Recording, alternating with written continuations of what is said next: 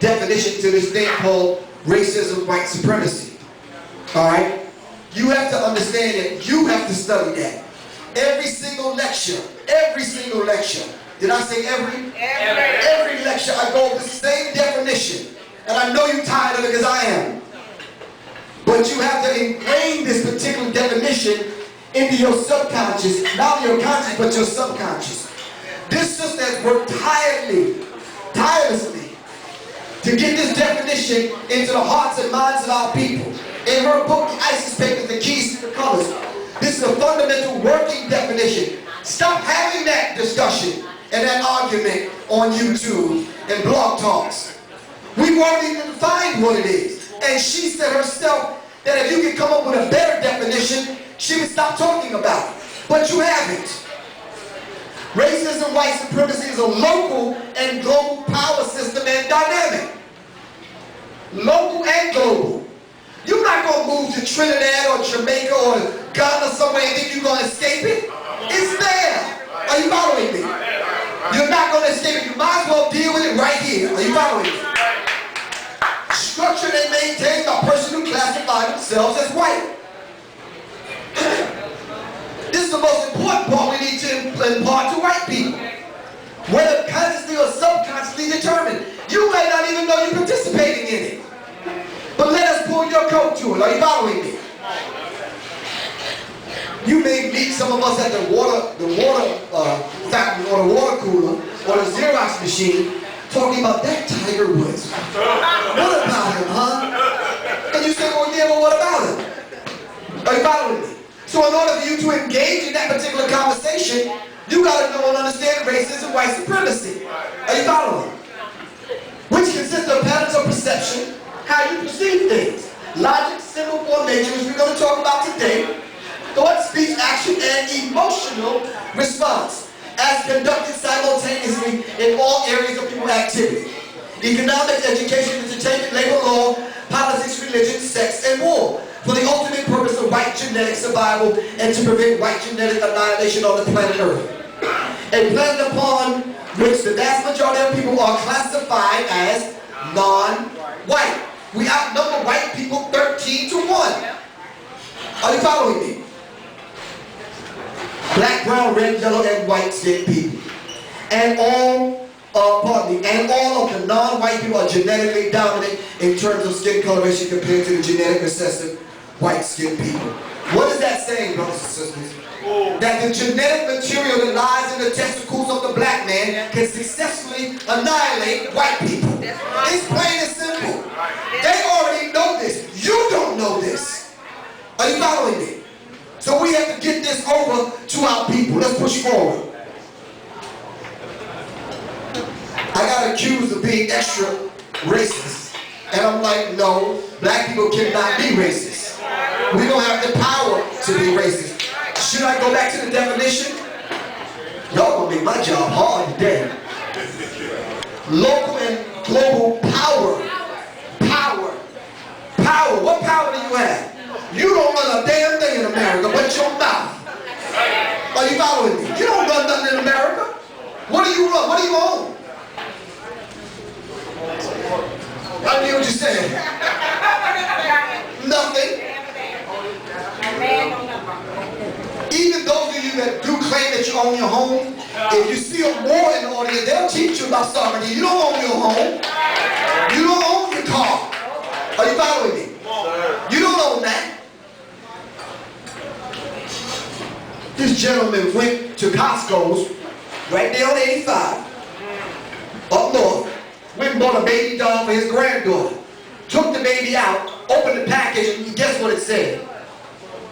Wow. The baby's called Little Monkey. Oh. This ain't 100 years ago. Wow. Are you following me? The baby's called Little Monkey. It says thank this both baby and monkey. Monkey has her own Bible too. Ain't this something? This ain't centuries ago. This is a couple of months ago. So don't tell me racism is dead. Are you following me? They just changed the frequency of it, that's all. Sadly enough, when I did the research on that, the baby is sitting in the carriage now being pushed by a black child. and the parents are two white lesbian parents. This is against the Geneva Code of genocide. I'm going to say it again in English. Study the Geneva Code, the rules of engagement. When it comes to genocide, this is against the law. You cannot take children from another race and put them in another race. Children now, the parents are two white lesbians. You see them walking up and down Euclid Avenue. Don't play dumb. It's fashionable now in Hollywood to have a little black child. Are you following me? Listen, if y'all, like I said in the beginning, if y'all already angry at me, cool. I'm going to make you just a little bit more angry at me. If there's such a word. Are you following me? So the scripture says, for we wrestle not against flesh and blood, but against principalities, against the rulers of the darkness of this world, against spiritual wickedness in high places. So what we're going to do is we're going to start developing these fourth dimensional weapons to deal on the fourth dimension. They are already there preparing to fight you because they know you're coming. Are you following me? You're still operating on this in this third dimensional paradigm, and they're past that, y'all. Are you following me? Yeah. So you think because you bring a little Glock or Sig or whatever you want to bring to the fight, they past that, man. They got weapons they even got names for that they ready to try out on you. Are you following me? Yeah. So stop that. We got to deal with these people another way. How many people watched the news last couple of weeks on what was going on in Europe in reference to them not being able to fly? Wait, hold on. I'm so happy because it showed, huh? And the dude from Poland, the president of Poland. Exactly. So I want to let y'all know that a little tiny volcanic ash shut the whole goddamn country down. Now you see the power that you have? All we got to do is activate the volcano. That's all. But you can do that. But you too busy licking on Becky Assaflack, kissing her ass. You too busy eating the wrong food. You too busy doing all those things that you know you're not supposed to be doing. So now your God power is silenced and neutralized. Are you following me? No, you're not following me. Okay, we're going to get to that. So we need to battle these people dealing with spiritual wickedness in high places. We might need to activate that and rise into the etheric realm to battle them, to make a way for our children. Are you following me? I have to talk about this and then I'm going to move real rapidly into the lecture. But we have to talk about the traitors and treason. Alright? We have to understand this, and I want to take my time with this. Can I ask y'all we just have a fireside chat, okay? So you can talk to me. Dr. King's parents, respectfully, did anyone truly know how they died? Just raise your hand. No. Somebody raise their hand. Ron, I know you know. Rashawn, I know you know. Mike. I need someone else to tell me. I study with y'all, so I know y'all know. The mom get shot in the kitchen. The mom, she got shot, but she didn't get shot in the kitchen. She got shot playing the organ inside the damn church. Did y'all notice? The killer came in the damn church and shot his mom down. How did the father die? Stabbed to death. Are y'all following me? And we constantly let the killers of our leaders just walk among us as though nothing happened? I want to respectfully say today we have to end that. Seriously, no, we have to end that. If my killer is in this room right now, I want to let you know that you will not get away with you killing Professor Griff. Whether you on YouTube,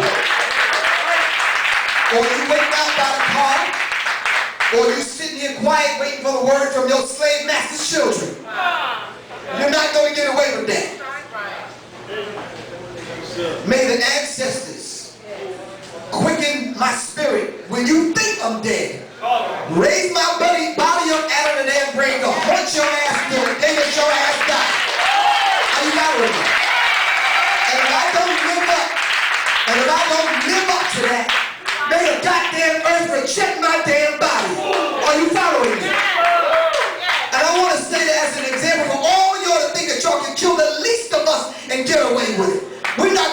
tolerate that, man. No more.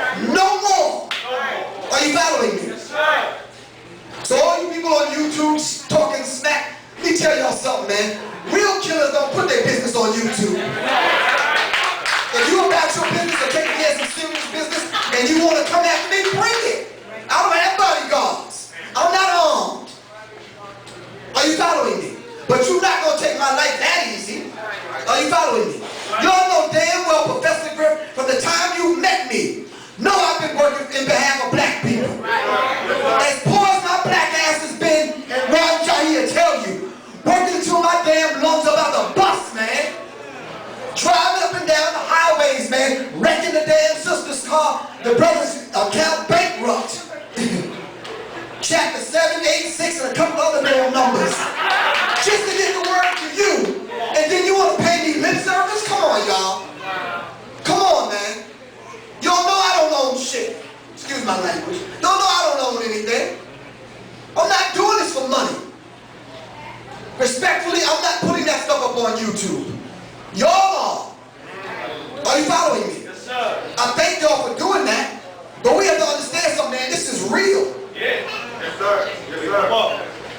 The brother who gave mouth-to-mouth resuscitation to Malcolm X after Malcolm X got shot was an FBI agent. Yes, sir. Are you following me? Come on, educate. The brother that was there on the balcony with Dr. Martin Luther King was an agent. Yes, sir. Along with his agent friend Jesse Jackson. Are you following me? Who, when the bullets and the shooter was shooting this way, Jesse was pointing that way. That's right. Are you following me? That's right, bro. Hell, y'all can tell Jesse I said it. This is on film. You ain't gotta look surprised. I'm not running from Jesse. The brother who set up Fred Hampton Sr. Do you know his name? What's up? Can we at least get his name? Educated. William O'Neill. William O'Neill, correct. Who said that? He set Fred Hampton Sr. up. He drew out with his hand a diagram of the apartment, told him where Fred Hampton Sr. would be sleeping that day, and gave the information to the police to kill our good brother. Are you following me? Right, then drug the brother. That's us, setting us up. Are you following me? Yes, sir. I did a lecture in New Orleans. All right, I was married at the time. I did the lecture. They had a private dinner for me set up at a restaurant. The brother said he would keep the restaurant open. We went to the restaurant and the table was already set and they had my name at the head of the table. I thought it was cute. Nice, thanks for honoring Professor Griff. I sat down. We ate a nice meal. Later on in the middle of the night, I'm buckled over throwing up purple shit in the damn toilet. I took an early morning flight to North Miami, where I was living at the time. Ended up in the hospital. Damn near unconscious, weak. Alright? Doing number 1 and 2 on myself. In the back of my mind, I wanted to try to tell my wife at the time, but this heifer never even took the flight with me. In my mind, I said I was set up. I ended up with some Rastafarian brothers in Wimbledon, England. Alright? They were working on my blood. A month and a half later, I was paralyzed from the waist down. Couldn't even walk. Turning blue in the face. Somebody back in the United States planned on never seeing me again. Are you following me? I didn't blame her. I didn't blame Public Enemy. But somebody wanted me dead.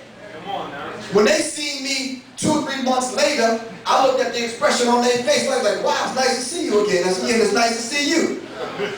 Are you following me? So shortly after the divorce, I started putting 2 and 2 together. Are you following me? I'm going to show you a picture of a gentleman.